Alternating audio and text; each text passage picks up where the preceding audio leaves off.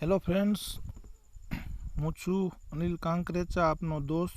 અને આજે આપણે 5મા ધોરણના હિન્દી વિષયના ત્રીજા કાવ્ય વિશે આ વિડીયોમાં વાત કરશું.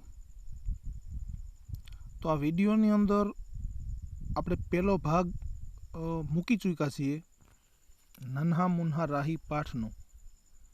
તો આ એનો બીજો ભાગ છે.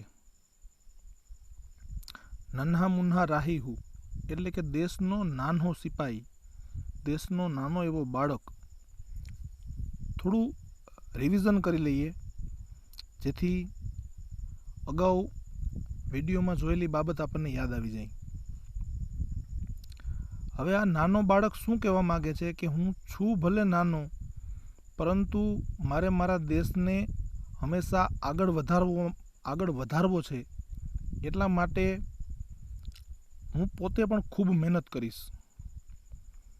ગમે તેટલી બાધાઓ, ગમે તેટલી મુશ્કેલ આવે, પરંતુ હું એની સામે મુકાબલો કરી અને મારી મંજિલ સુધી પહોંચીશ.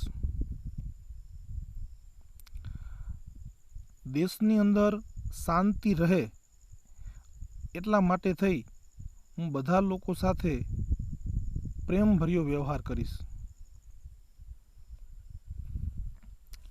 ઉપરથી બીજી ત્રીજી લીટીમાં જો એવું કહે છે, રસ્તે પે ચલુંગા ન ડર ડર કે. હું જીવનમાં આગળ વધીશ પણ કોઈનાથી ડરીશ નહીં. એટલે કે આ જે નાનો બાળક છે એ પોતાની સામે જે કંઈ મુશ્કેલી આવે છે એને દૂર કરતાં કરતાં પોતાના જીવનમાં આગળ વધવાનું કહે છે અને દેશને આગળ વધારવાનું કહે છે. મંજિલ સે પહેલે ન લૂંગા દમ એટલે કે જ્યાં સુધી મને મંજિલ મળશે નહીં ત્યાં સુધી હું ઊભો નહીં રહું. હું મારો શ્વાસ અટકાવીશ નહીં, હું શાંતિ નહીં રાખું, ઊભો નહીં રહું. તો હવે આગળ કાવ્યને ચલાવીએ. ધૂપ મેં પસીના મેં બહાઉંગા જહાં. જો ત્યાંથી ચાલુ કરીએ. ધૂપ તડકાની અંદર હું ખૂબ પરસેવો પાડીશ, ખૂબ મહેનત કરીશ. હરે હરે ખેત લહેરાએંગે વહાં. આ બાળક એવું કહે છે કે તડકો હોય, છાંયો હોય, ઠંડી હોય, વરસાદ હોય, ગમે તેવી સિઝન હોય, ગમે તેવો વ્યવહાર હોય, પરંતુ હું ખૂબ મહેનત કરીશ. અને ખૂબ મહેનત કરીશ ત્યાર પછી મારું જે ખેતર છે, એટલે કે એક કિસાનની વાત કરે છે. કેમ કે આ બાળક છે એ બધાનો એક પ્રકારનો પડછાયો છે, દરેકની વાત અહીંયા રજૂ કરે છે. દેશની અંદર રહેલા તમામ બાળકની વાત આ બાળક એકલો રજૂ કરે છે. તો ખેડૂત જે રીતના પરસેવો પાડે છે, બરોબર છે, તો બાળક એમ કહે છે કે એટલી મહેનત કરીશ મારા ખેતરમાં, ખૂબ પરસેવો પાડીશ અને સરસ મજાના લીલા લીલા ખેતરો લહેરાશે, એમાં પાક ઉગી નીકળશે, અન્ન પેદા થશે અને ખરા અર્થમાં જે ખેડૂતોને અન્નદાતા કહેવાય છે એ અન્નદાતા હું સાબિત થઈશ. તો કોઈ પણ પરિસ્થિતિની અંદર માણસને પોતાની મહેનત મૂકવી જોઈએ નહીં, એ વાત પણ અહીંયા રજૂ કરવામાં આવેલી છે કે માણસને જો આગળ તો વધવું છે, પરંતુ બેઠા બેઠા કાંઈ થતું નથી. એના માટે કાર્ય કરવું પડે છે, ખૂબ મહેનત કરવી પડે છે. મહેનત કર્યા વગર, પરસેવો પાડ્યા વગર કોઈ પણ વસ્તુ શક્ય બનતી નથી. આગળ વધીએ. ધરતી પે પાપી ન પાએંગે જન્મ, આગે ही आगे बढ़ाऊंगा कदम. મારા રહેતા આ ધરતી ઉપર કોઈ પાપી જન્મ નહીં લઈ શકે. જો હવે એવું કેમ કહે છે કે જન્મ નહીં લઈ શકે? કેમ કે જીવન અને મૃત્યુ તો ભગવાનના હાથમાં છે.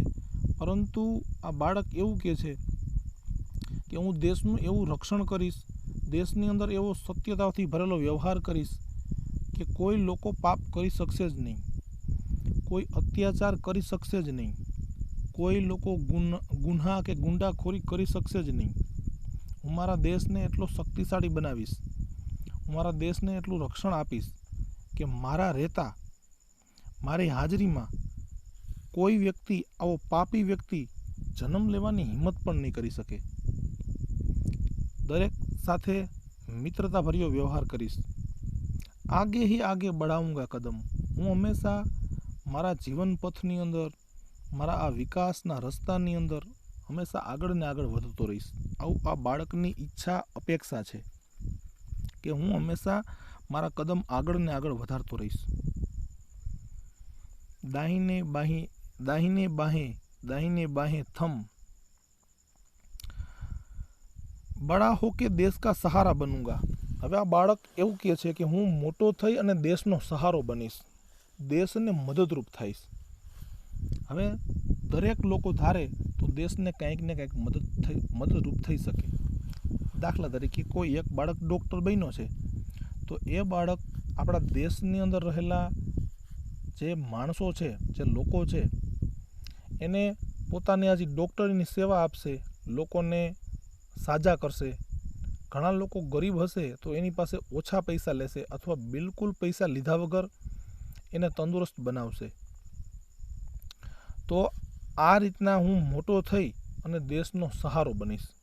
ખેડૂત છે એ અન્ન ઉપજાવી, અન્ન પકવી અને અન્ય લોકોને, બીજા લોકોને આપે છે, તો એ રીતના એ દેશનો સહારો કરે છે, દેશને મદદરૂપ થાય છે. તો આ બાળક પણ એવું કહે છે कि बड़ा होके देश का सहारा बनूंगा, दुनिया की आंखों का तारा बनूंगा. जो आंखों का तारा बनना એટલે કે બધાનો પ્યારો બનવું. તો આખી દુનિયાનો હું પ્યારો બનીશ. હું એવું સરસ કામ કરીશ કે બધા જ લોકોને હું ગમીશ. આંખો કા તારા હોના એટલે એ એક પ્રકારનો મુહાવરો છે. બધા લોકોને ગમવું, બધા લોકોને આપણે પ્રેમાળ છીએ એવું સાબિત કરવું.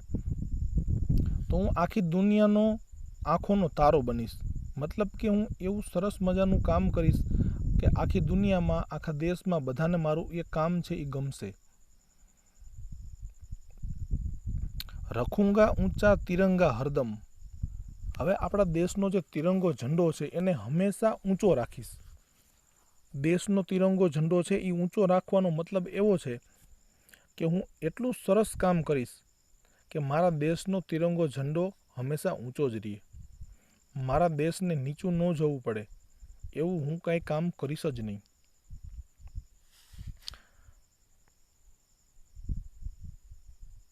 આગે હી આગે બઢાઉંગા કદમ. જો આગળના પેજ ઉપર બાળક એવું કહે છે કે હું હંમેશા આગળ ને આગળ વધતો રહીશ, આગળ ને આગળ મારા કદમ વધારતો રહીશ. દાહિને બાએ થમ. તેનાથી આગળ વધીએ તો શાંતિ કી નગરી હે મેરા યહ વતન. મારો આ જે દેશ છે એ શાંતિની નગરી છે. આપણા દેશની અંદર જો એક સરસ મજાનું સૂત્ર છે કે જીવો અને જીવવા દ્યો. આપણે પોતે પણ જીવો અને બીજા લોકોને જીવવા દ્યો. મતલબ બધા લોકો સાથે શાંતિથી વ્યવહાર કરવો, એવો મારો આ દેશ છે. મારો દેશનો એવો સિદ્ધાંત છે કે બધા લોકો સાથે શાંતિથી જીવન જીવવું. તો મારો આ જે દેશ છે, મારું આ જે વતન છે, મારો આ જે પ્રદેશ છે એ શાંતિની નગરી છે. સબકો સિખાઉંગા મેં પ્યાર કા ચલન. ચલન એટલે કે વ્યવહાર. બધા લોકોને હું પ્રેમનો વ્યવહાર શીખવાડીશ.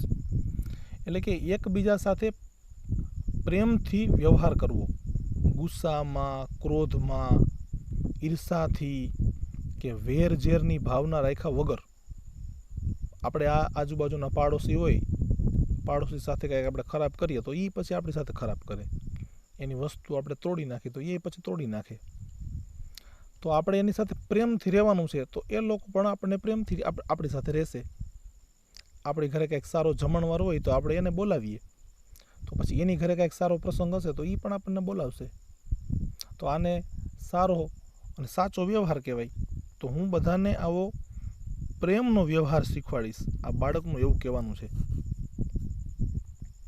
દુનિયા મેં ગિરને નહીં દૂંગા કહી બમ. દુનિયાની અંદર હું ક્યાંય બમ નહીં પડવા દઉં.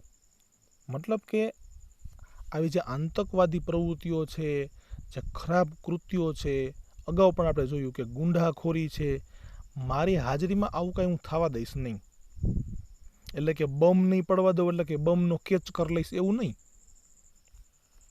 પણ મારી હાજરીમાં માનો કે બમ ફૂટે તો કેટલી જાનહાનિ થાય? તો બમ ફૂટે તો જ જાનહાનિ થાય એવું નથી. ગુંડાગર્દી વધે, અત્યાચાર વધે તો પણ લોકોના જીવન છે એ અસ્તવ્યસ્ત થઈ જાય. તો એ એવા અર્થમાં કીધું છે કે મારા રહેતા આપણા દેશની અંદર કાંઈ પણ મુશ્કેલ પરિસ્થિતિ આવશે જ નહીં એવી હું પરિસ્થિતિ ઊભી કરીશ, કે લોકોને કાંઈ મુશ્કેલી જ નહીં પડવા દઉં. મારા રહેતા કોઈનું અહિત થવા નહીં દઉં, કોઈનું ખરાબ થવા જ નહીં દઉં. આગે હી આગે બઢાઉંગા કદમ, હંમેશા હું મારા કદમ છે એ આગળ ને આગળ વધારતો રહીશ. હું મારા કદમ છે એ વિકાસના પથ ઉપર આગળ ને આગળ વધારતો રહીશ. તો આ બાળકની સરસ મજાની ઈચ્છા, અપેક્ષાઓને લગતું આ સરસ મજાનું કાવ્ય છે કે નન્હા મુન્હા રાહી હું દેશનો નાનો એવો સિપાહી છું, પરંતુ મને નાનો ના સમજતા. હું આ દેશને આગળ વધારવા માટે, આ દેશનો વિકાસ કરવા માટે હું ખૂબ મહેનત કરીશ. આગળ આપણે જોયું ને કે ધૂપ મેં પસીના બહાઉંગા. તો આ બાળકની જે ઈચ્છાઓ, અપેક્ષાઓ છે ખૂબ મોટી છે. દેશને વિકસિત બનાવવા માટે આ બાળકની ઈચ્છાઓ છે. તો આપણે પણ જ્યારે અત્યારે ભણી રહ્યા છીએ તો આપણી પણ ઈચ્છાઓ, અપેક્ષાઓ ખૂબ મોટી હોવી જોઈએ, સારી અને સાચી હોવી જોઈએ. આપણે પૈસા તો કમાવા જ છે આગળ જઈને, પણ કોઈની સાથે ખોટું કરી અને પૈસા કમાવા નથી. કેમ કે ખોટું કરી અને પૈસો કમાવાનું આપણને કોઈ શીખવાડતું જ નથી. નથી આપણા મમ્મી પપ્પા શીખવાડતા, નથી આપણા આચાર્ય શિક્ષકો શીખવાડતા, નથી આપણને કોઈ મંદિરોમાંથી એવું શીખવાડતું. આપણી સંસ્કૃતિ તરફથી પણ આપણને કાંઈ એવા મેસેજ નથી મળતા. તો આપણે હંમેશા સાચા અને સારા રસ્તેથી પૈસા કમાવવા. તો આ બાળકની ઘણી બધી જે ઈચ્છાઓ, અપેક્ષાઓ છે આ પાઠમાં આપણે જોયું કે ભાઈ મારે શું કરવું છે મોટા થઈને, અને હું આ દેશનો એક સિપાહી છું. જેમ કે તમે લોકો પણ આપણા દેશના સિપાહી છો. તમે, હું, આપણે બધા જ, પછી નાના હોય કે મોટા, બધા જ લોકો છે એ દેશના સિપાહી છે. તો સારું બાળકો, આ પાઠને આપણે અહીંયા, આ કાવ્યને અહીંયા આપણે પૂરું કરીએ.